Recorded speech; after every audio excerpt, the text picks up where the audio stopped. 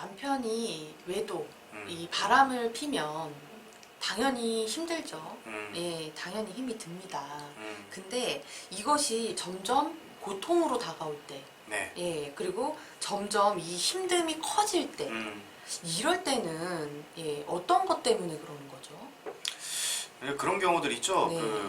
그런 거예요. 뭐 친구한테 사기를 당했어요. 네, 예.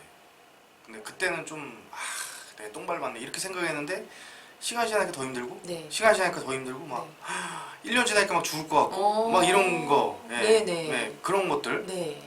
남편 외도도 마찬가지죠. 남편이 바람이 폈어. 음. 그때는 막 그래.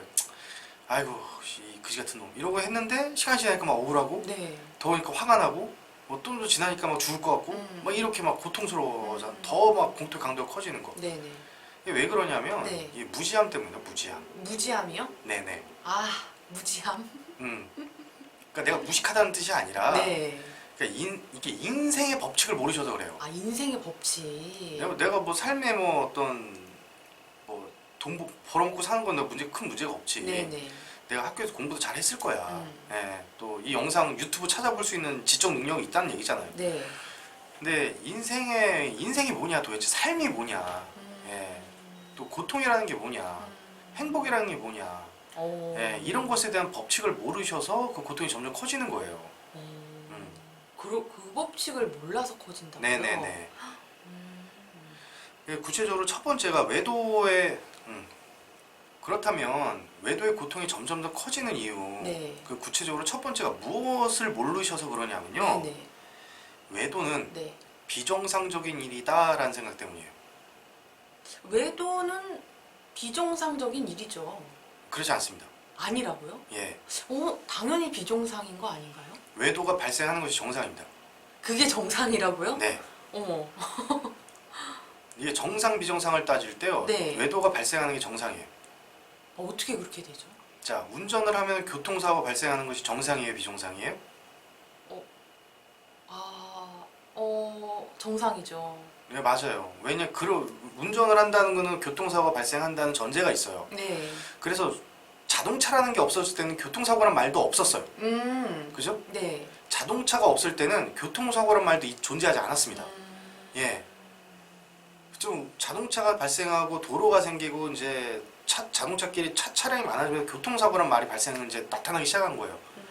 그러면서 운전자는 항상 교통사고 위험이 있다라는 걸 전제했기 때문에 법에서 네네. 책임보험도 들게 하고 자동차 보험도 들게 하고 교통법규도 만들고 그러는 거예요. 네네. 만약에 교통사고가 비정상적인 상황이야, 정상이 아니야, 이건 원래 일어난 일이 아니야 라고 하면 법을 만들지 않았겠죠. 예, 그것처럼 네. 내가 결혼을 하지 않으면 외도는 일어나지 않아요.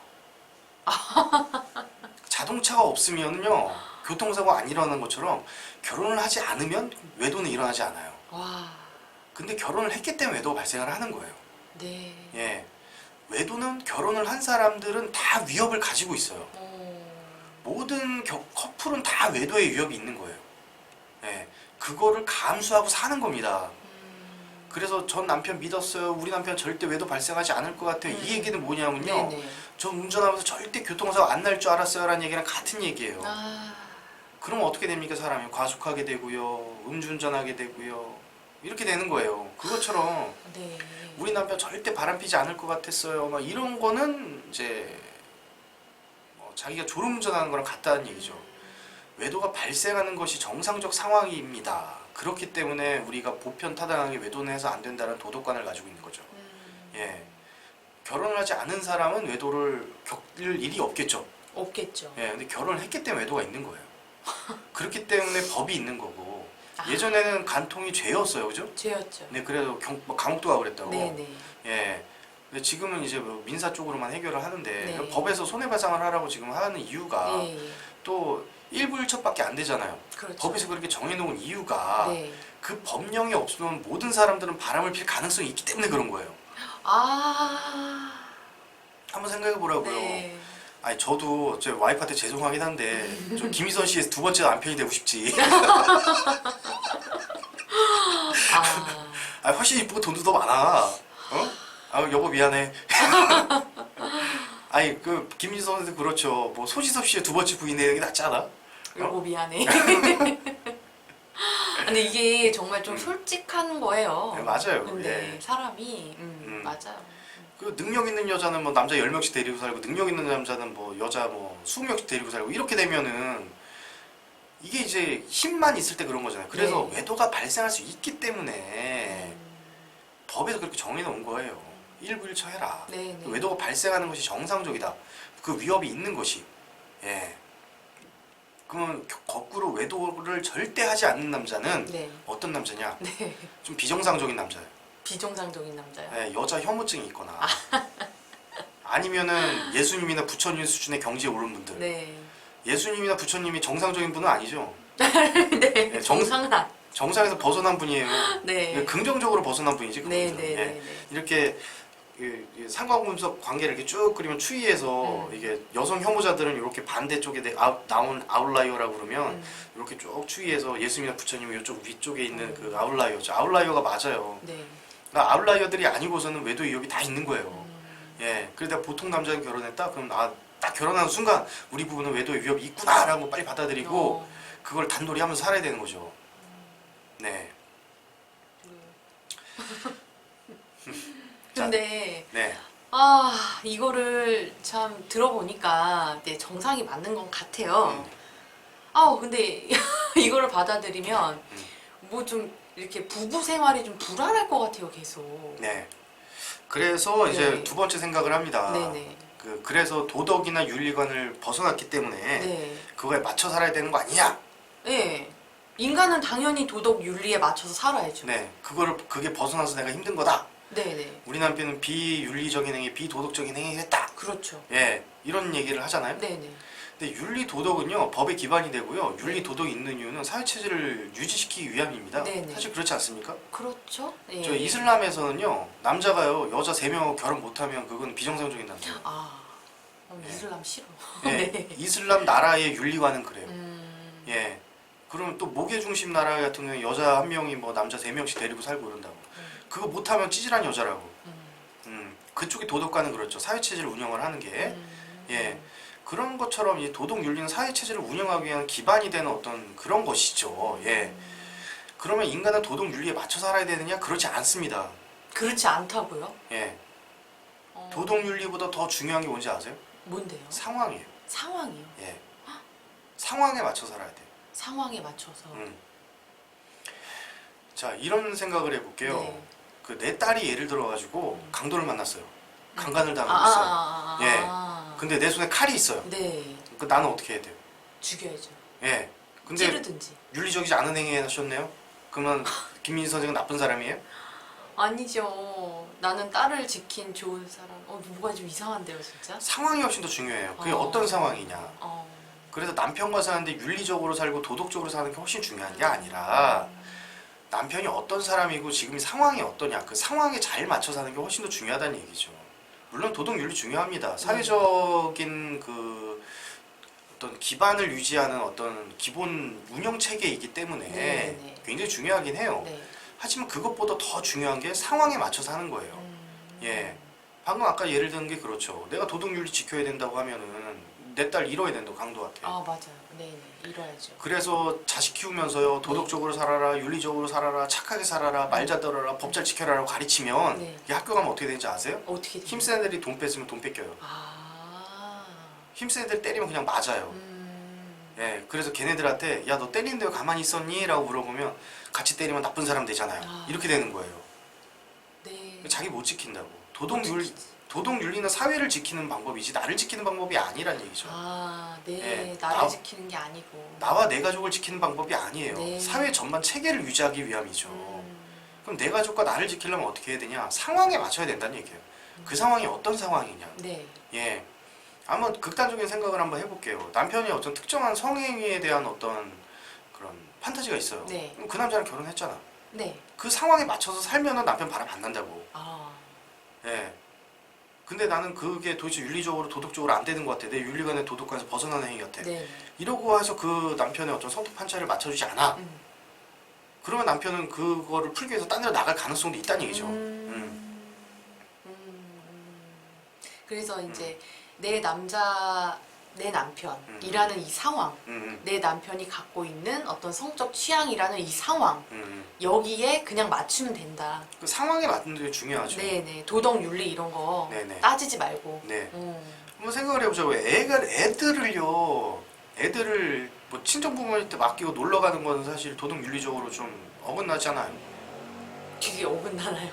그럼요. 네. 아이는 누가 키워야 돼? 엄마가 키워야지. 부모가 키워야지. 그렇게 생각하면 그렇죠. 네. 네. 오히려 그 노부모한테 내 자식을 맡기는 건 나쁜 행위 아니에요? 예. 그런데 그런 행위를 함으로써 남편과 사이가 더 좋아진다? 네. 그 상황이 훨씬 더 중요하다는 얘기죠. 아, 상황에 따른 결과가. 네.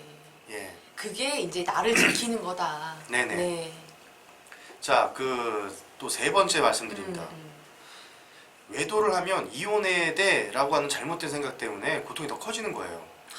한번 생각을 해보세요. 네. 외도를 해서 이혼을 해야 된다는 내가 생각을 갖고 있어요. 네네. 그럼 외도를 했는데 이혼을 내가 안 하고 있어. 음. 그럼 점점 내가 잘못된 행동을 하는 거야. 음. 그럼 고통이 더 커지지. 맞지 않아요? 근데 이제 배우자가 음. 바람 피면 당연히 이혼해야 되는데. 네. 예. 근데 그것 때문에 고통이 더 커지는 거다. 그렇죠. 아. 배우자가 바람 피우면 당연히 이혼해야 돼요.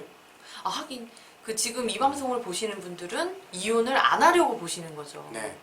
그 사람들 말 쉽게 합니다. 네. 뭐 남편 바람냈으면 이혼해. 뭐 딴 놈 만나 이러는데. 네네. 응? 아니 딴 놈 만나는 거 쉽냐고.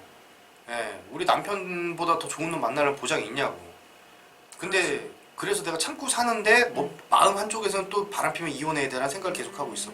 살면서 계속 힘든 거예요. 네. 바람 외도는요 그냥 외도이지 이혼할 일은 아니에요. 예, 그럼 외도 안 하면 이혼 안 하나? 다른 문제로 이혼할 수도 있잖아. 이제 바꿔서 생각을 해본다면. 네. 예, 외도는 이혼할 일이 아니라 네. 그냥 외도는 외도예요. 근데 외도는 이혼할 일이다 생각하면 내가 참고 살면 참고 살수록 계속 또 막 내가 나를 속이고 내가 나를 괴롭히는 얘기잖아. 네네. 예, 그런 경우에 고통이 더 커지죠. 예, 그래서 외도는 이혼할 일이 아닙니다. 외도는 외도입니다. 네. 그런 생각 딱 버리시고 네. 차라리 이혼하는 것보다 남편이 바람난 게 나을 수도 있다고요. 예, 어쩌면. 네. 네. 근데 만약 그런 생각하시는 분도 있어요. 남편이 바람나는 것보다 이혼하는 게 더 낫다. 그럼 이혼을 네. 탁 해버리시면 돼요. 그렇죠. 근데 안 하고 참고 있다? 그럼 또 힘든 거예요. 예. 그러니까 외도는 외도일 뿐 이혼할 일이 아니구나. 네. 꼭 이혼해야 되는 이유는 없다. 네. 예. 근데 만약에 그 신념이 옳다고 생각하시면 이혼을 팍 해버리시면 안 네. 힘들다고. 아, 네. 예. 네. 자, 네 번째. 네. 예, 외도는 병이다라고 생각하는 마음 때문에 또 힘든 거예요. 외도는 병이다. 예. 근데 외도는 병이라고 생각하시는 분들 정말 많으실걸요. 네. 근데 그냥 불가항력이다. 외도는요 병이 아니에요. 아니라고요. 예, 그냥 외도는 외도예요. 음. 예를 들어 이런 생각을 해보자고요. 이제 남자는 성 호르몬이 정상적이야. 성기능도 정상적이야. 근데 아내가 예를 들어가지고 성장 과정에서 뭐 성폭행이나 이런 걸 당해서 성인한테 트라우마가 있어. 네. 성관계가 안 돼. 그럴 수 있잖아요. 그럴 수 있죠. 그럼 남편은 그 성욕을 어떻게 해결해야 돼? 그럼 외도가 발생이 되죠. 되죠. 자, 근데 그 남편이 무슨 트라우마가 있어요? 정신병이 있는 거예요? 아니잖아요. 아니죠. 오히려 트라우마가 있는 건 누구예요? 아내잖아요. 아니, 외도를 할 수 없는 그 성폭행에 대한 트라우마가 있으면 외도도 못 하세요. 무서우니까 성행위 자체가 네. 예, 어떻게 외도를 해? 예, 그런 경우에는 오히려 심리치료 대상이 누구예요? 아내분이잖아. 그럼 환자는 누구예요? 환자라고 따지고 볼 때. 병으로 따지라고 볼 때 누구예요? 아내. 예, 남편이 환자가 아니라 아내가 환자잖아. 네. 예, 외도가 병은 아니에요. 이 결핍을 해결하기 위한 하나의 수단일 뿐이죠. 결핍을 해결하기 위한 하나의 수단일 뿐이고 네. 그거를 해결하는 하나의 방법일 뿐인 것이 병은 아니다. 근데 외도가 병이야. 그러면 계속 환자랑 살아야 되잖아. 근데 남편이 바람 펴놓고 심리치료 받아? 안 받잖아. 안 받죠. 그럼 저 새끼 계속 외도의 위협이 있는 놈이잖아. 그렇죠. 그럼 사는 동안 계속 힘든 거야. 계속 예의주시하고 있어야 되니까. 예. 이거를 이제 남편이 치료를 받아야 된다 이런 아내분들 정말 많으세요. 이런 거를 이제 간단하게 설명을 드려도 제가 왜요? 네. 근데 물론 상담이 필요한 남편분들도 있어요. 네네. 상담이 필요한 남편분들도 있는데 이제 많은 이제 케이스들에서 남편 상담이 꼭 필요한 건 아니에요. 물론 남편분도 오셔가지고 내가 아내랑 더 사랑하겠습니다라고 오시면 좋죠. 좋죠. 예, 오시면 좋은 거지 네. 필수는 아닌 거예요. 남편의 상담에 참여하시면 조금 더 좋은 거지 네. 필수는 아니다. 네. 근데 남편을 환자라고 생각해봐요. 저 사람 계속 또 바람필 사람이야. 아. 예, 그럼 그럼 계속 예의주시해야 돼. 네. 계속 막 저 새끼 어떻게 하라 막 참고 살아야 된다고. 그럼 계속 힘든 거야. 시간이 갈수록 우리 앞에 또 바람필 텐데 또 바람필 텐데 이거 병인데. 막. 그러면 이제 내 고통을 내가 만드는 거죠. 그렇죠. 네. 네. 자 마지막 5번째. 네. 자 제일 중요한 겁니다. 음. 외도는 음. 배우자의 외도는 음. 힘들어야 할 일이다라는 생각 때문이에요. 네? 배우자가 외도하면은 당연히 힘들지 않나요? 남편이 외도하면 나는 힘들어야 합니까? 네. 남편이 외도하면 나 웃고 살면 안 되나요? 근데 이혼할 거 아니라면 이혼을 하더라도 하더라도 너 바람 폈네? 그래 그랬구나 하고 난 또 웃고 해맑게 또 살면 안 되는 거예요? 되죠. 네. 되는데 네. 맞잖아요. 네. 나는 웃고 살 수 있죠. 근데 그게 가능한가?